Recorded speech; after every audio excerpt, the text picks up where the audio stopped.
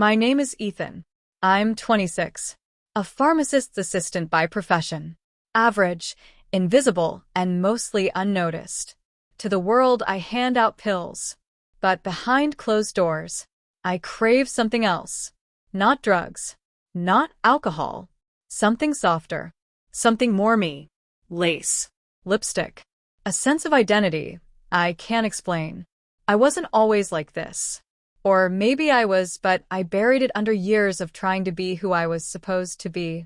Let me take you back. I live in a small, two-bedroom apartment in the heart of the city. The kind of place where neighbors smile but never talk. It suits me. Keeps things private.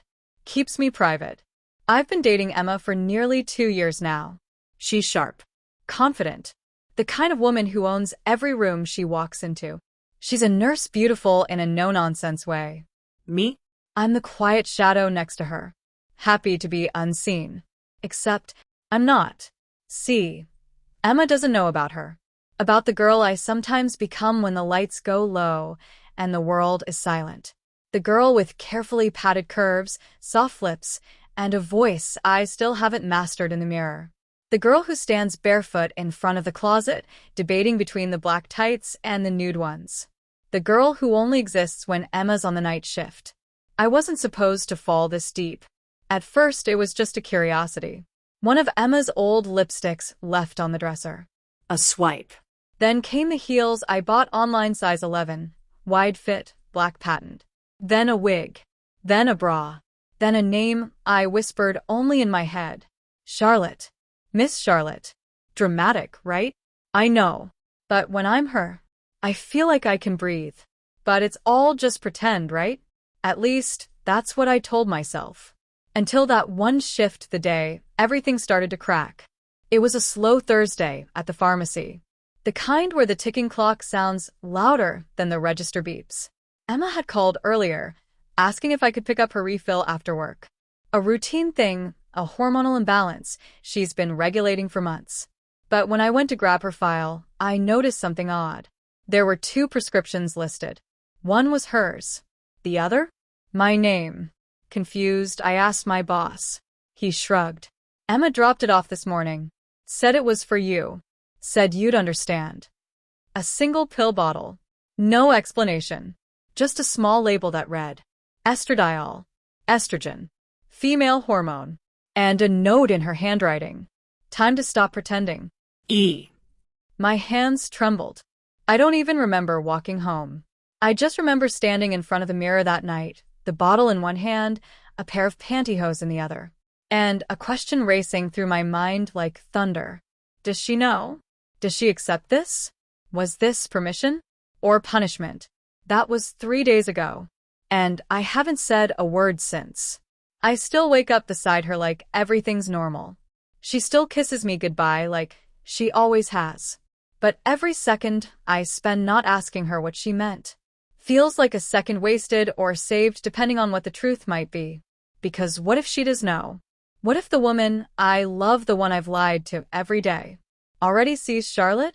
And what if she's not angry? What if she's the one who just gave me a license to finally be me? The mirror never lies. And lately, when I look into it, I don't just see Ethan. I see someone waiting to be real. Someone who was prescribed more than just hormones. She was prescribed womanhood. But now comes the hard part. Will I take it? Or will I return the bottle, close the closet door, and keep pretending? The bottle sat on my nightstand like it was watching me. 3 days. I'd stared at it for 3 whole nights, debating if this was my beginning or my undoing. I didn't take the pill. Not yet. But I did something else. That night, Emma texted around 7 p.m. another double shift. Wouldn't be home until late. I stared at her message, heart racing. This was it. My chance. Maybe my last one before everything changed or exploded. I opened the closet. My side looked the same. Plain shirts, faded jeans, tired colors. But behind the false wall I'd carefully built over months, the hidden section behind the winter coats, waited her world. Charlotte's world. The red dress. The push-up bra. The wig stand. The heels I'd only dared wear for minutes at a time. I touched the fabric slowly, like I was greeting an old friend I'd left behind in another life. I'd always loved this dress. Fitted waist, flowing skirt, soft enough to feel like a whisper against the skin. I undressed slowly. Not just my clothes, my guard, my fear. And I stepped into her. Into me. I slid the dress on, tightening the zip like I was locking the outside world away. Then came the bra stuffed with silicone inserts that Emma never knew I bought. The tights. Smooth. The heels black, shiny, and just unstable enough to remind me I was risking everything. I reached for the mirror. Foundation. Powder. A brush dipped into warm pink. Lips. Liner. A soft shimmer over my eyelids. Then finally the wig.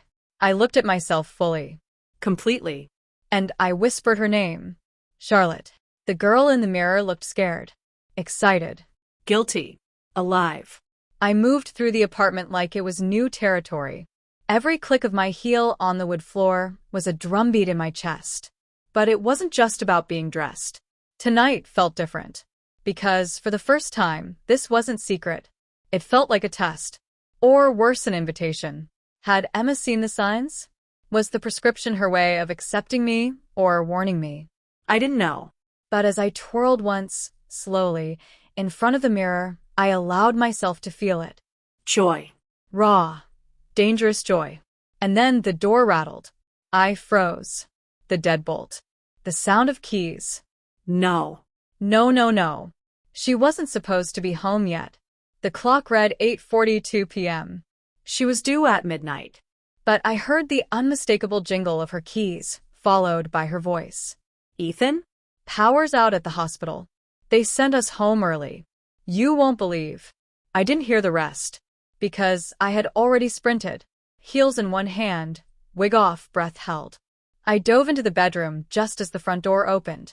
Babe, she called out. My heart was a war drum. The red dress clung to my skin like it was begging me not to hide. I dropped to the floor behind the bed. The silence between us grew heavy.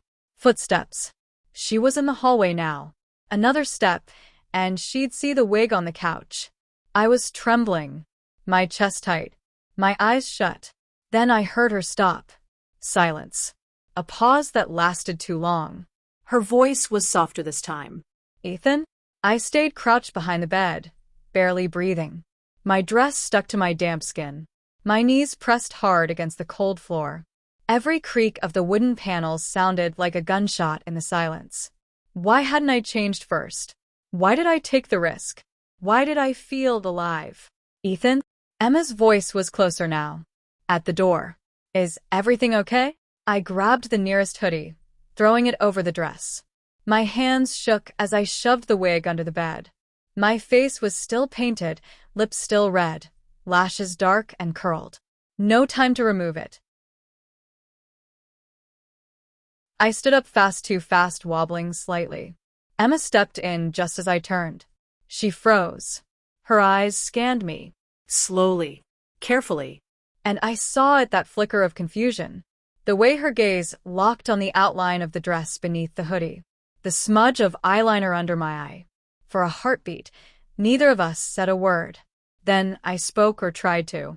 Hey, I croaked. My voice was rough. Wrong. Emma tilted her head slightly. You okay? I nodded too quickly. Yeah. Just got cold. Threw on a hoodie. Her eyes narrowed. Why are you sweating? I paused. I was exercising. She gave me a strange look, then finally walked to the nightstand and stopped. The pill bottle. She picked it up, turning it slowly in her fingers. This isn't mine, she said softly. I said nothing. I couldn't. It's prescribed to you, she continued, reading the label. Hormonal therapy? My mouth opened, but no words came out. Emma didn't yell. She didn't panic. She just sat on the edge of the bed and looked at me. Her voice was almost gentle. Is there something you want to tell me, Ethan? My chest felt like it was collapsing in on itself. I could lie. Pretend it was a mistake, a prank, a mix-up. But she already knew. Maybe she'd always known. I started, but the words got stuck. I don't know how to explain it. She waited. Quiet. kind, but unreadable. I took a breath. I've been feeling different for a long time. Not always. Not every day. But when I put on those clothes, when I look in the mirror, I see someone who feels more like me. I didn't look up. I didn't mean to hide it.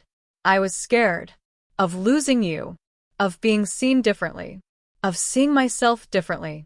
Another pause. I never meant to turn it into a lie. It was just easier to pretend.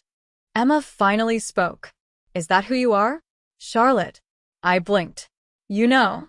She gave a sad smile. I've found the makeup before. The receipts. The heels I definitely didn't buy. I looked at her, finally. And you didn't say anything? She shrugged. I didn't want to push. I thought maybe you'd come to me when you were ready. But when I saw the prescription, I realized maybe you needed me before I realized it. My throat tightened. Are you mad? She shook her head. I'm not mad. A long silence. But I am confused. And maybe a little hurt that you felt you had to do this alone. The weight of those words crushed me. I sat beside her, careful not to let the dress peek from under the hoodie. I'm still figuring it out, I whispered. It's not that I want to become someone else. It's that sometimes being Charlotte feels like breathing for the first time. She looked at me, not away, not with disgust, just looked. Then maybe it's time, she said. Time for what? For you to stop hiding. I stared at her. She stood and walked to the closet, opened it, pulled out the red dress, the one I hadn't worn in months. Show me, she said. My heart stopped. Now? I asked. She nodded. I want to meet her. My hands trembled again, but this time not with fear, with something close to hope. I stood, slipped off the hoodie. My reflection in her eyes said it all. She didn't run. She didn't scream. She stepped forward and took my hand. Hi, Charlotte, she said softly. I've been waiting to meet you. That night, I didn't sleep. I lay in bed, makeup still lightly smeared, dress folded neatly on the chair. Emma curled up beside me and stared at the ceiling. She had accepted me. But that acceptance came with a cost. Honesty. Vulnerability. Change. And change is terrifying. The next morning, Emma handed me a small black box. What's this? I asked. Open it. Inside was a pair of pearl earrings. Simple. Elegant. I stared at them like they were made of fire. You want me to wear these? I asked. She nodded, smiling. Let's start small. We stayed home that day. Emma did her usual work online, and I sat at the vanity table she'd helped me clear. My own corner. My own space. She even labeled it Charlotte's Mirror. It felt like claiming something sacred. I sat, staring at myself. Still Ethan underneath, but more Charlotte every hour. I put the earrings on. They shimmered gently against my neck. Later, she joined me. Emma leaned against the doorway, arms crossed. You're different when you're her. I turned to her, confused. Different how? Lighter, she said. More alive. I swallowed hard. I feel different. We didn't say more for a while. But she didn't leave. She watched me practice walking in heels. She helped me pick out a lipstick shade. She told me which foundation worked best for my skin. It was surreal. Like living someone else's dream, only it was mine now. That night, she called me Charlotte at dinner. And I didn't correct her. I smiled. The days blurred.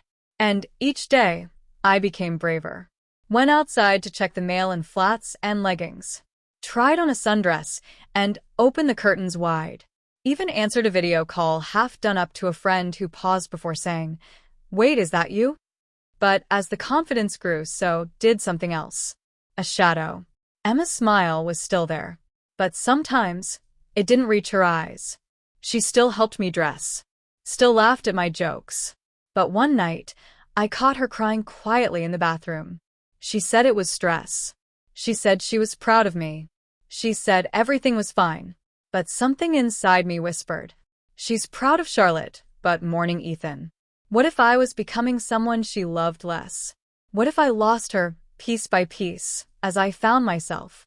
3 weeks had passed. I was now Charlotte more often than I wasn't. Emma was supportive, kind, loving, but behind her eyes, I could still see questions she never asked. And then one Friday afternoon, the doorbell rang. Emma was out. I was home in full Charlotte mode. Flowy blouse, denim skirt, soft curls, lipstick. I froze.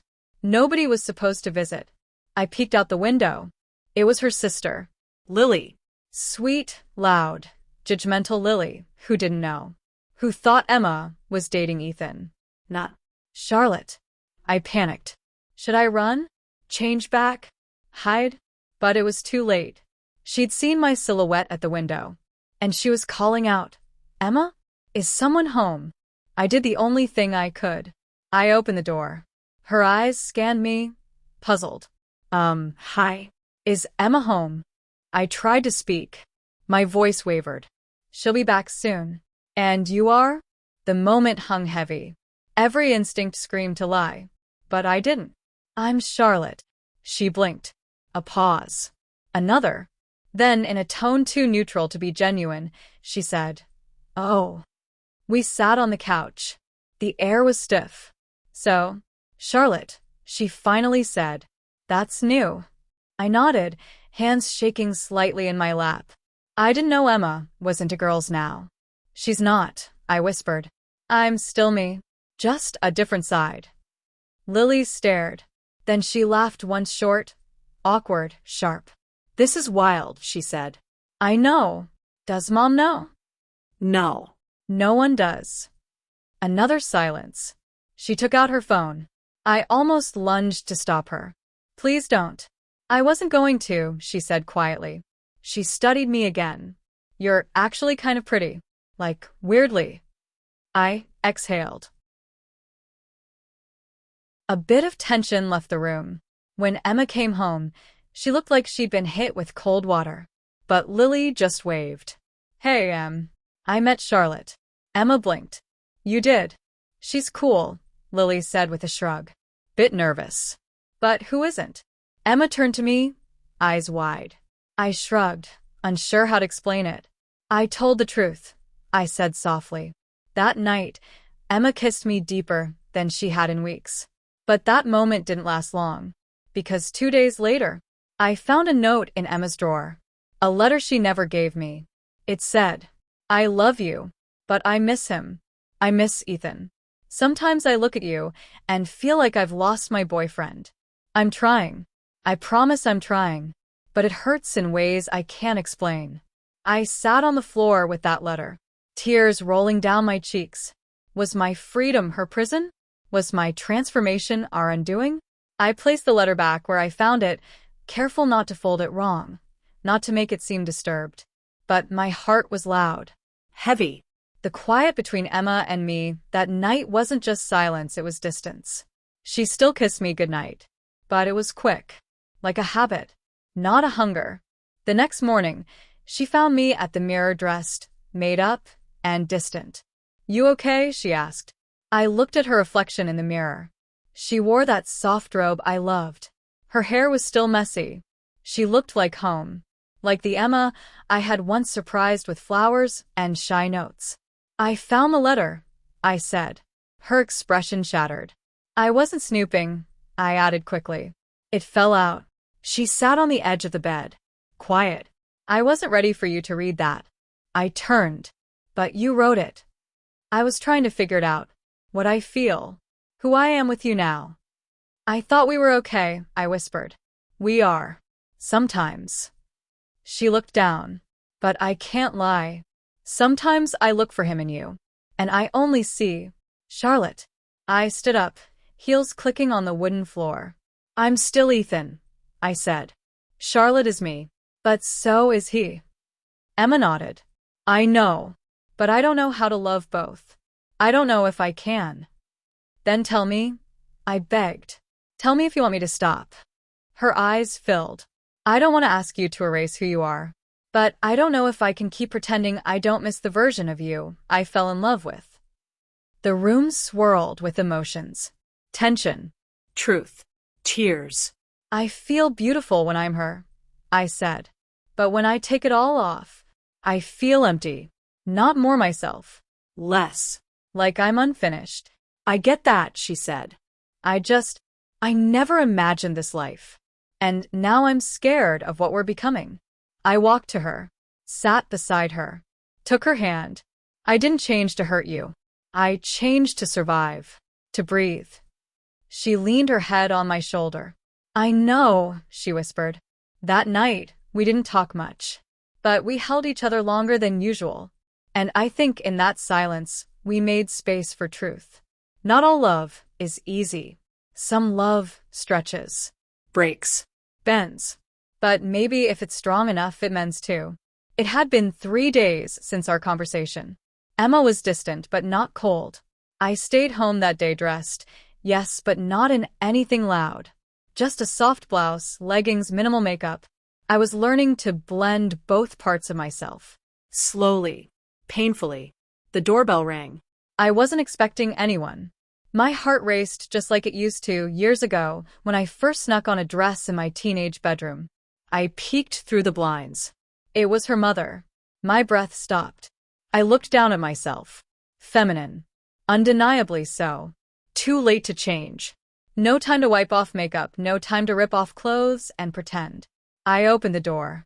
Her mother stared. 1 second. 2. 10? And then she smiled. You must be Charlotte, she said warmly. I blinked. How did you? She stepped inside. Emma told me everything. My knees almost buckled. She what?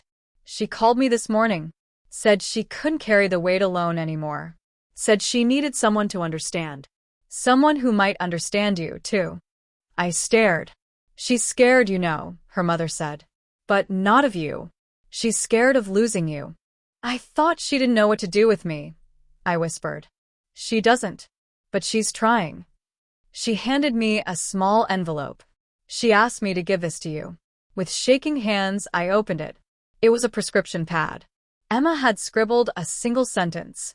This is me prescribing you what you need most.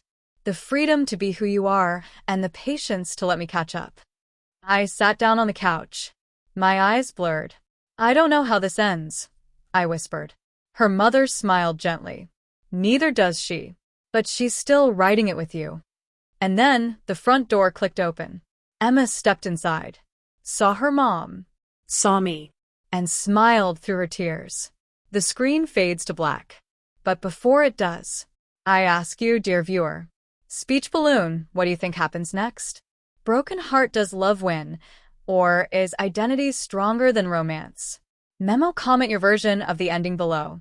Your voice matters here.